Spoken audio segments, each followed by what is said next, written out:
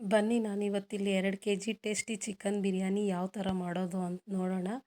ಈ recipe try ಮಾಡಿ ನೋಡಿ, ಇಷ್ಟ ಆದರೆ ಒಂದು ಲೈಕ್ ಮಾಡಿ. 2 kgಗೆ ಏನೇನು ಬೇಕು ಅಂತ ನೋಡೋಣ ಬನ್ನಿ.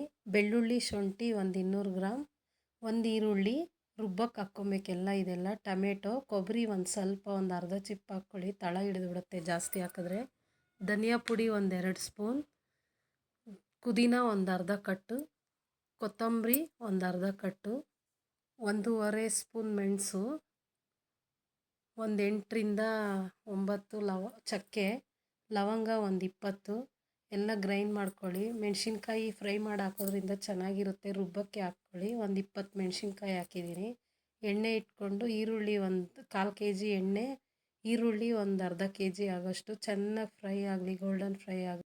ಪಲಾವ್ ಎಲೆ, ಸ್ಟಾರ್ ಹೂವು, ಸೋಂಪು, ಏಲಕ್ಕಿ ಒಂದೆರಡು ಎಲ್ಲ ಹಾಕ್ಕೊಳ್ಳಿ, ಮೊಗ್ಗು ಎಲ್ಲ.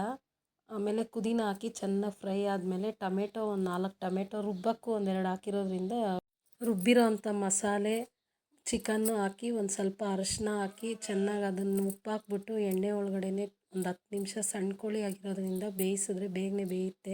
Garam masala, biryani powder 1 spoon. ಅಕ್ಕಿ ಇಲ್ಲಿ 2 kg ತೊಗೊಂಡಿರೋದ್ರಿಂದ ಒಂದು ಬಟ್ಲಿಗೆ ಹಾಕ್ಕೊಂಡು 2 ಬಟ್ಲು ನೀರು ಹಾಕ್ಕೊಬೇಕು. 1 ಬಟ್ಲು ಅಕ್ಕಿ ಇದ್ದರೆ 2 ಬಟ್ಲು ಅಕ್ಕಿ ತೊಳೆದ್ಬಿಟ್ಟು ಹಾಕ್ತಾಯಿದ್ದೀನಿ. ನೋಡಿರಿ ಕುದೀತಾ ಇದೆ.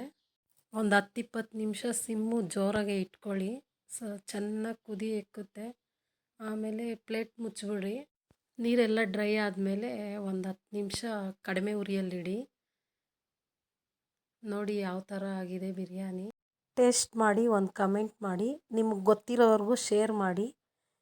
ಈ ವಿಡಿಯೋ ಇಷ್ಟ ಆಗಿದರೆ ಒಂದು ಲೈಕ್ ಮಾಡಿ. ಮುಂದಿನ ವಿಡಿಯೋದಲ್ಲಿ ಸಿಗೋಣ. Thank you.